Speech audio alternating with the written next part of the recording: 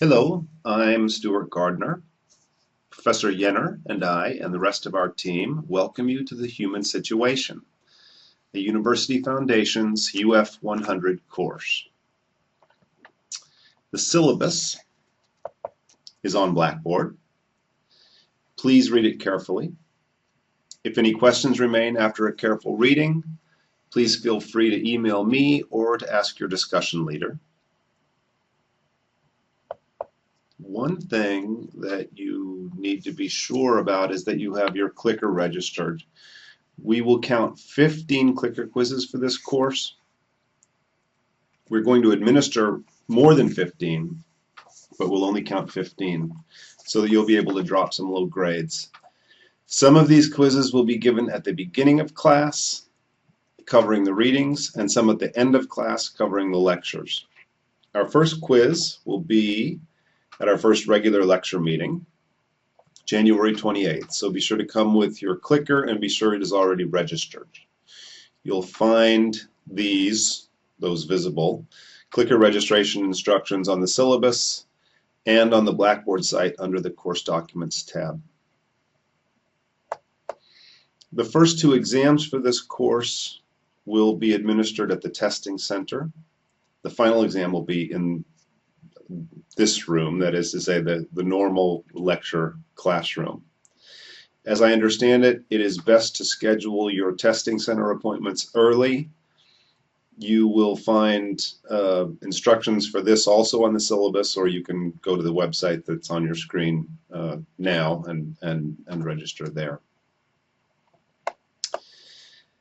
This course is designated UF 100. It is part of the University Foundations program, which aims to introduce all students to the idea of a broad liberal education. The word liberal here has the same root as liberty. A liberal education is an education in freedom. It should help one to become a truly free human being, less the slave of passions, freer of prejudices, and more open to the world as it presents itself. In choosing the Human Situation over other UF 100 options, you have already shown yourself to be interested in this kind of education, and we congratulate you on that choice. Education is more than learning job skills. The larger purpose of education is to free students from their prejudices, to replace prejudices, prejudgments, with well-reasoned judgments. With the aim of becoming good judges of what is important in life, we read the greatest literature and philosophy of all time. This kind of education takes up the permanent human problem or human situation.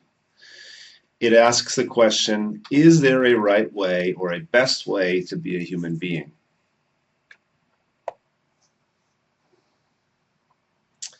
On normal weeks, unlike this first week, every Monday morning we will meet in the Micron Business and Economics building in room 1301 for a lecture on that week's reading by either Professor Yenner or by me.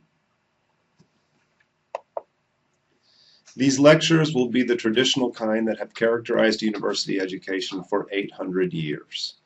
Liberal education teaches habits of concentration and intellectual seriousness, as it demands the courage to leave behind the distractions and carelessness of daily life. Your responsibility, your duty, is to write everything down. If you have a question, please write it down.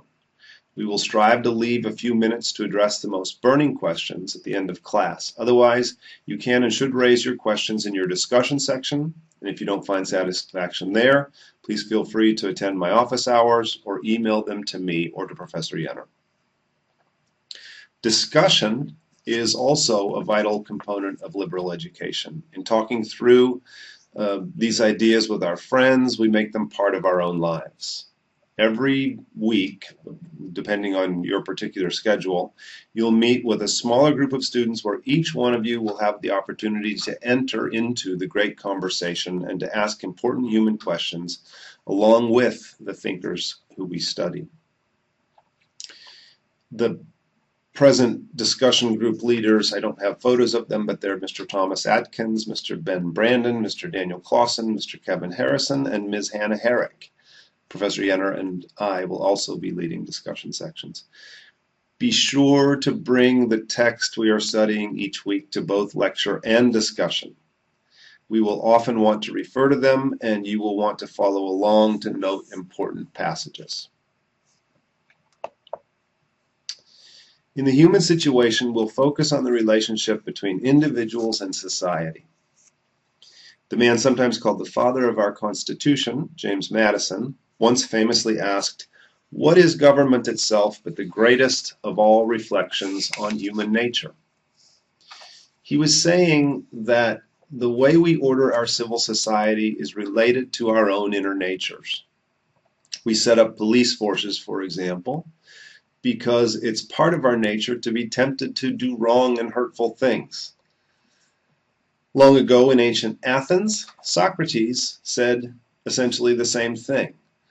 He said that the character of the city is closely related to the nature of the human soul or psyche. One thing that this means for each of us is that if we want to truly understand ourselves, we must understand our community and our own relationship to it. For you in this class, this means that in order to get the most out of this study, you will have to, quote, take it personally. Only by considering what these questions mean for your own life can you convert a class like this from just another memorization task into a truly transformative educational experience. And only you can do this. The question of the relationship between the individual and society entails questions like, is there a best way to live? And can political society help me attain it? Is happiness a real possibility? Is it achievable on my own or with others? Does it require disciplined work on myself? Or does it make sense to just do whatever feels good? Does my freedom impact my neighbors? How do my actions affect the possibilities of my family, my friends, and others?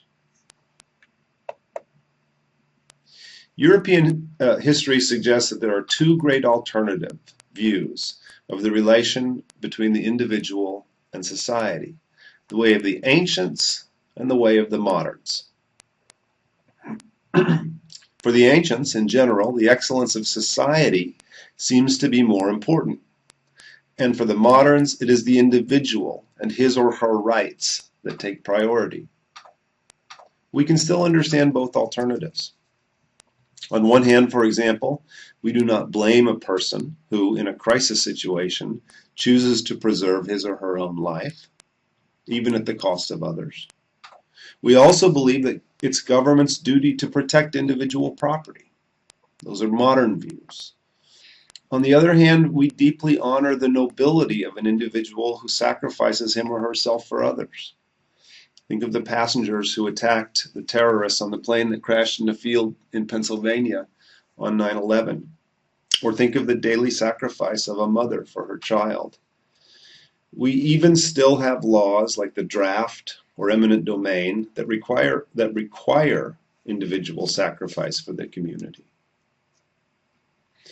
Our semester schedule in this class is divided into 3 parts, therefore. In the first part, until the first exam, we will consider a few ancient writers who make the case for the greater importance of the community. And then in the second part of the course, we will devote our study to understanding the perspectives of early modern thinkers who revolutionized political thought in the 16th, 17th, and 18th centuries.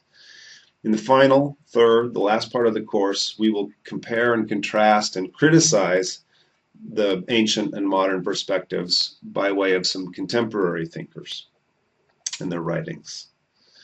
We begin with the ancients. Our first author is Plutarch. Plutarch lived from 46 to the year 46 to the year 120 of the Common Era. He was a Greek writer during the time when the Roman Empire included Greece, so he was both a Greek and a Roman in a way. He tells us of the famous lawgiver of ancient Sparta, Lycurgus. Lycurgus lived from 820 to 730 BCE. In other words, While we call Plutarch and Lycurgus ancients, Plutarch lived perhaps 900 years after Lycurgus did. So if you think about that, 900 years ago was the year 1113. That's hardly contemporary. That doesn't feel contemporary for us. So there's that, and there's that same kind of distance between our author and his subject. Our focus will not be on Lycurgus the man, however, but on Sparta, the city, and the laws and structure that Lycurgus first gave to it.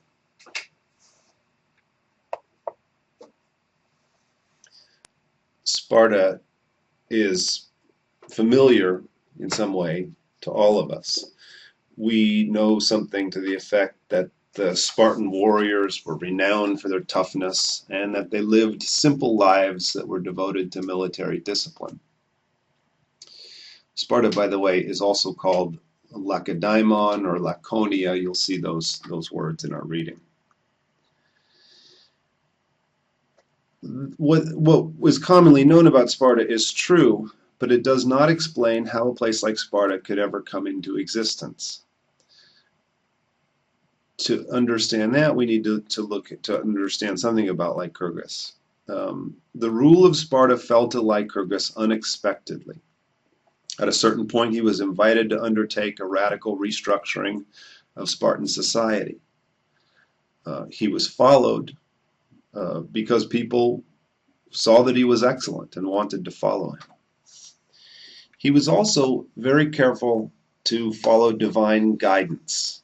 In our reading, Plutarch says on pages 57 and 58, "So eagerly set was he upon this establishment that he took the trouble to obtain an oracle about it from Delphi, the Rhetra, which runs thus, quote, 'After you have built a temple to Jupiter Helianius and to Minerva Helenia, and after that you have filed the people into files and obed them into obes, you shall establish a city of 30 elders, the leaders included, and shall from time to time appellacine the people betwixt Babica and Cnacian, there propound and put to the vote.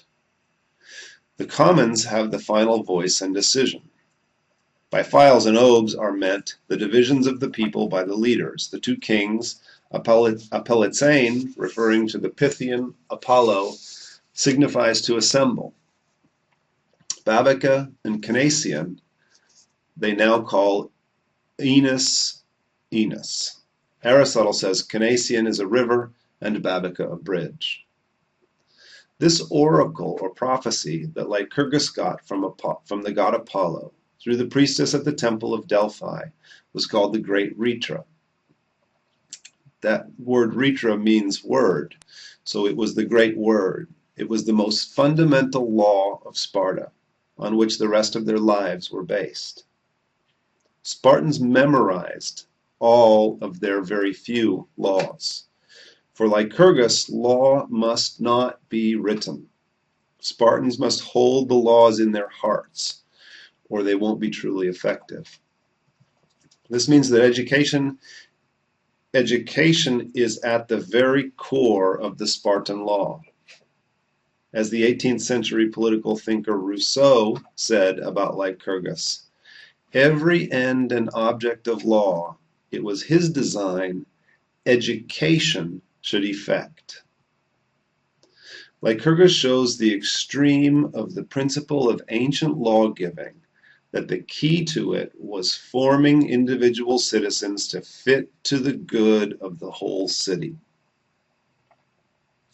Sparta was a very effective, successful political society. It was free and relatively stable for something like 900 years. Another modern, David Hume, in the 18th century, in an essay on commerce, says this of Sparta. It is well known with what peculiar laws Sparta was governed, and what a prodigy that republic is justly esteemed by everyone who has considered human nature as it has displayed itself in other nations and other ages. Were the testimony of history less positive and circumstantial, such a government would appear a mere philosophical whim or fiction, and impossible ever to be reduced to practice. In other words, if it hadn't happened, we wouldn't believe it. We're going to consider three aspects of Lycurgus's law-giving. All of them are aimed at one thing, and that is producing a maximum of civil unity.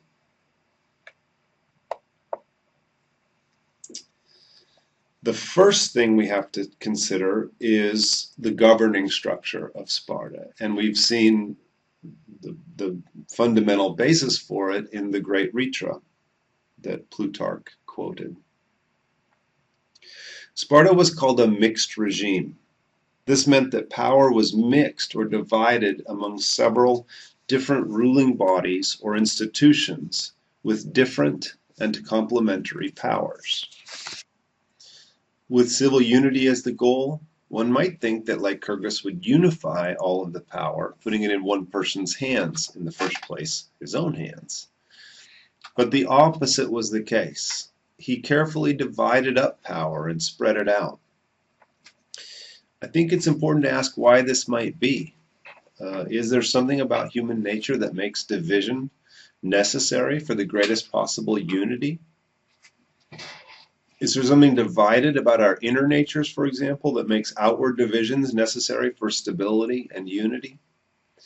In any case, that's what he did. Divided power was the hallmark of Lycurgus's Sparta.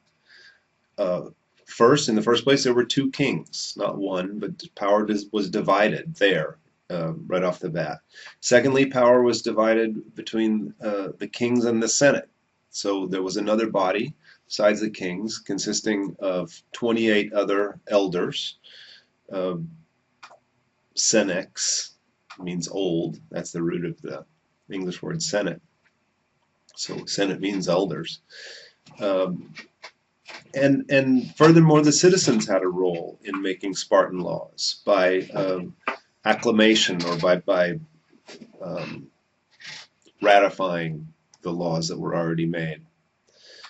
After the time of Lycurgus, another body was added to the Spartan regime, and that was the ephors, which further divided power. There was also, besides the governing structure, part of the Spartan regime was just the social order.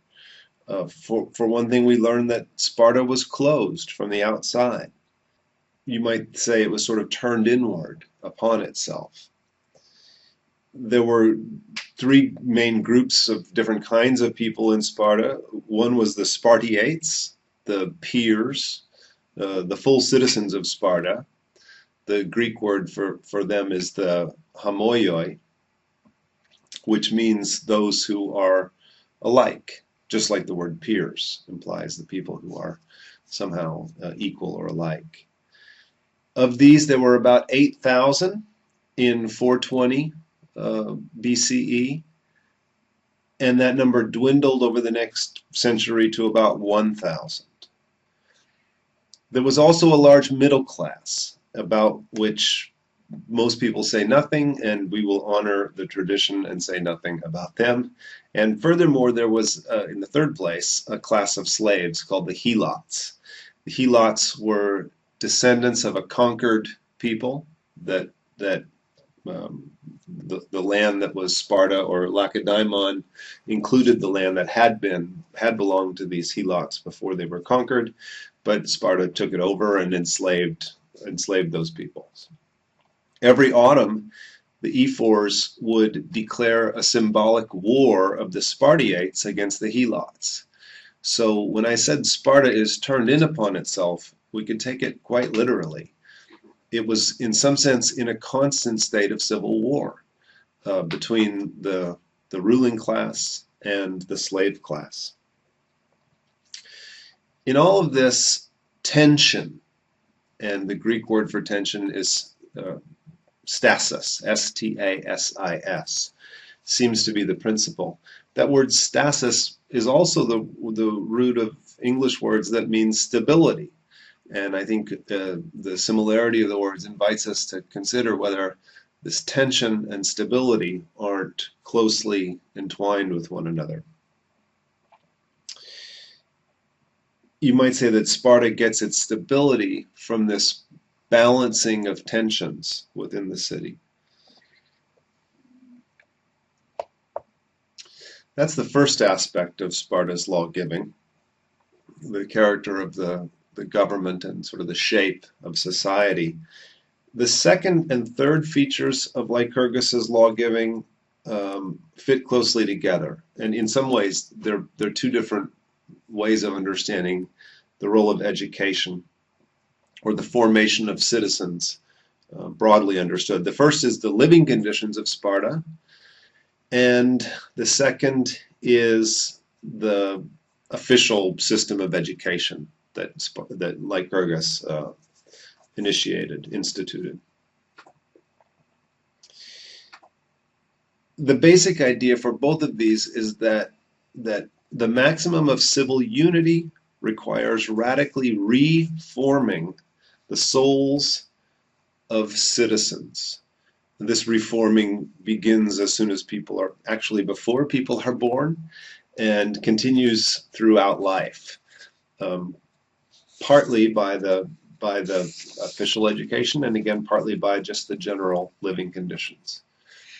Rousseau, the 18th century French thinker, said that Lycurgus's laws denatured the souls of Spartans. Good social institutions, Rousseau said, are those that best know how to denature man. Lycurgus, with his laws, strove to replace original human nature with a kind of second nature through intensive education. The great purpose of this education is to defeat selfishness, individualism, as we might call it today, to defeat our tendencies toward greed and ambition and luxury and so forth, and to tie it to the good of the whole community, right? Who am I? I am Sparta. That's the ultimate goal of a Spartan education, to think of oneself as a mere part of this greater whole that is Sparta. As far as living conditions,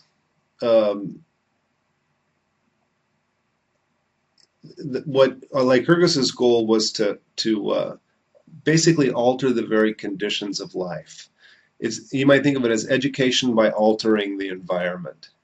Lycurgus understood that it's human nature to take in somehow, to internalize whatever surrounds us. We are shaped inside by our outside, our external environment. We can all heed this. If you want to be a better person, for example, everyone kind of understands that you should listen to better music and read better books and try to be more intentional about who you spend your time with. There's a Spanish proverb that says, "Dime con quién andas y te diré quién eres." If you tell me who you go around with, I'll tell you who you are. And that doesn't mean simply what the English sort of equivalent proverb means, that birds of a feather flock together. It means that who you go around with actually changes who you are. You become like the people you're with. We take in what is outside of us. So Lycurgus, understanding this, altered the living conditions in Sparta in order to continually educate Spartan souls, Spartan citizens. He equalized landed property, and he employed iron money to divert people's attention from getting rich, from wealth. He outlawed superfluous arts, arts that aren't aimed at necessary things. He insisted that homes be rustic and functional. He said ceilings should be wrought with an axe, like Lycurgus tells us. In Sparta, we don't see the ornate temples and public buildings that characterized ancient Athens. Perhaps most important, uh, Lycurgus required that meals be eaten communally. Susitia, he called these common meals, so that there would be no private gluttony, no exclusivity about who gets invited to dinner. Um, Fussy tastes would be discouraged. And these communal meals were, in a sense, schools of strong, simple manners. And one would learn there how to speak in a Spartan way, to eat and be content with simple Spartan foods like black broth, and then to return home without lights even. This is communism, um, which I think points out an advantage of studying distant times. If we looked at the communism of Mao or Stalin, I think we would find it threatening and maybe not be able to consider it with an open mind.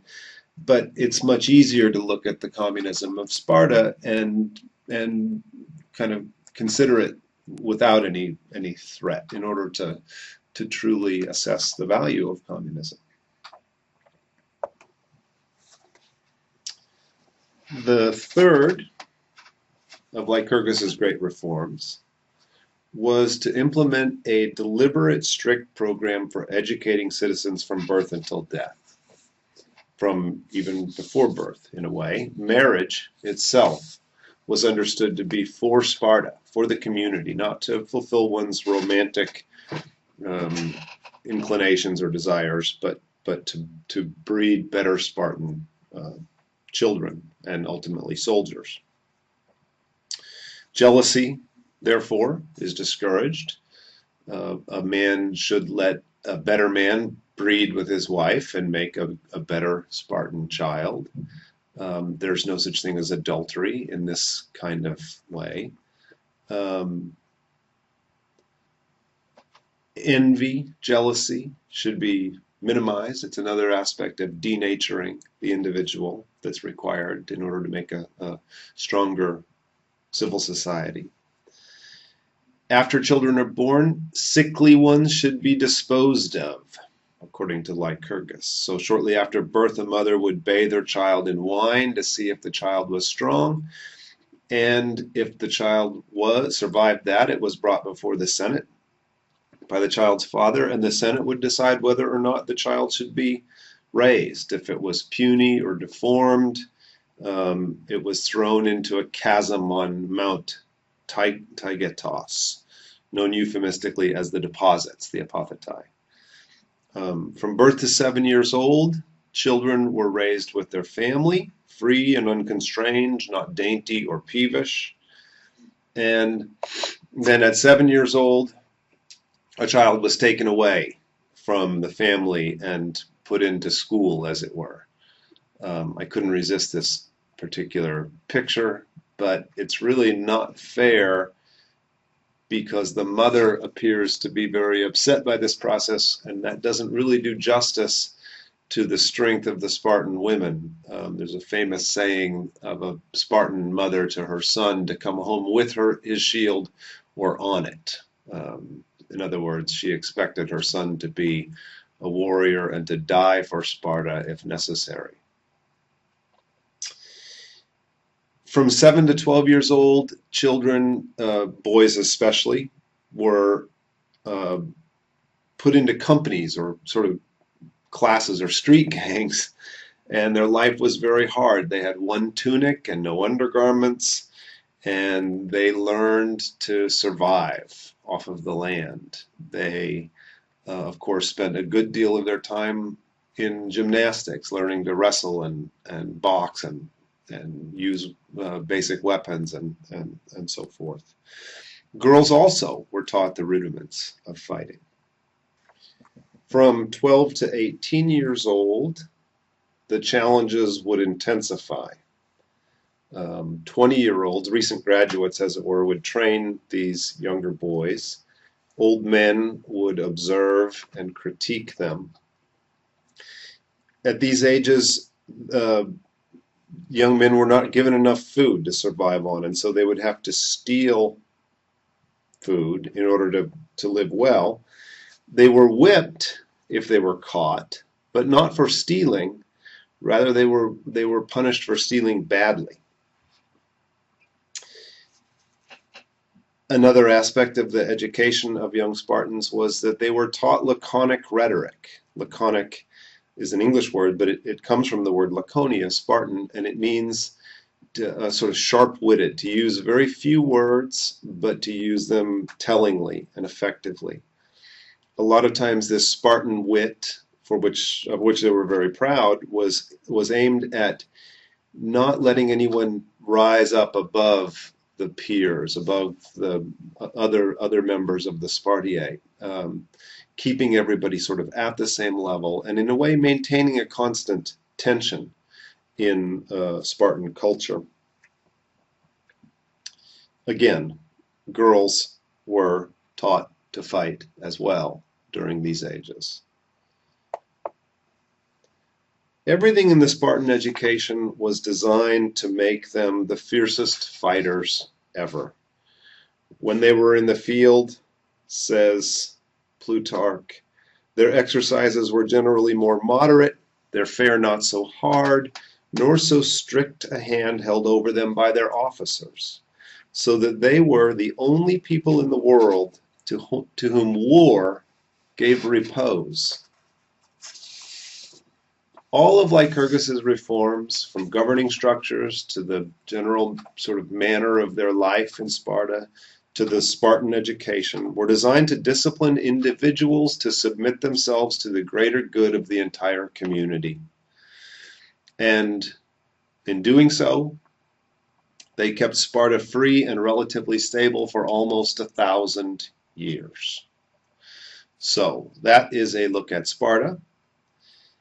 I hope that you will read Plutarch very carefully and bring your questions to your discussion sections on the first week of classes.